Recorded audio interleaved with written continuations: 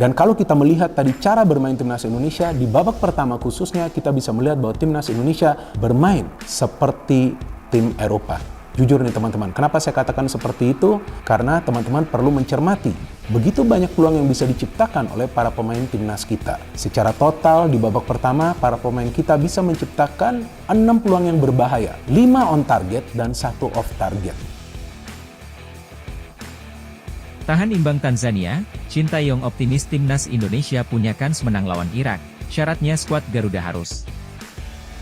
Timnas Indonesia harus puas dengan skor imbang 0-0 lawan Tanzania dalam laga training match di Stadion Madia, Minggu 2 Juni. Pelatih timnas Shin Tae-yong sudah mengumpulkan beberapa catatan untuk perbaikan skuad Garuda jelang laga kontra Irak.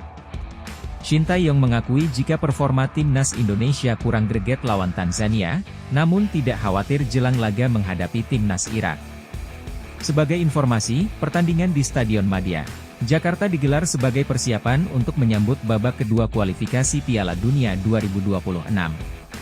Pertandingan ini berakhir seri dengan skor 0-0. Meski timnas Indonesia mendominasi permainan, namun tidak ada gol yang berhasil dicetak Asnawi Mangkualam dan kawan-kawan ke gawang Tanzania. Shin Tae-yong mengungkapkan jika skuad Garuda dalam kondisi yang lelah.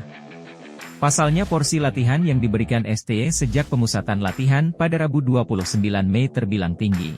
Karena fisik para skuad timnas coba ditingkatkan untuk menghadapi 2 laga penting menghadapi Irak dan Filipina di Stadion Utama Gelora Bung Karno, SUGBK, Jakarta, pada 6 dan 11 Juni mendatang.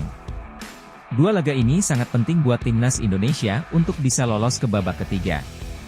Hernando Ariches perlu menyabet 3 poin tambahan untuk mengamankan kelolosan, sekaligus mendapatkan tiket otomatis ke Piala Asia 2027 mendatang.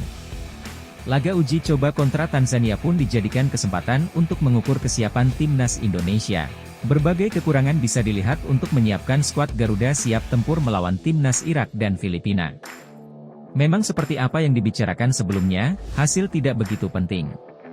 Saya hanya ingin melihat keseluruhan kondisi pemain, fisik, dan juga lainnya, kata Shin Tae-yong seusai laga kontra Tanzania. Saya juga akan mengevaluasi performa para pemain di laga tadi, termasuk soal sentuhan bola yang kurang dan komunikasi juga, sambungnya. Pelatih asal Korea Selatan itu juga mengungkapkan jika sudah mengumpulkan catatan terkait kekurangan timnas Indonesia. STY akan menyiapkan periodisasi latihan yang pas untuk membuat tim dalam kondisi terbaik di 2 laga berikutnya. Soal laga melawan Irak, Shin mengatakan jika dirinya tidak risau. STY sadar bahwa Irak bukanlah tim yang mudah dikalahkan, akan tetapi ada kans membalas di Gelora Bung Karno.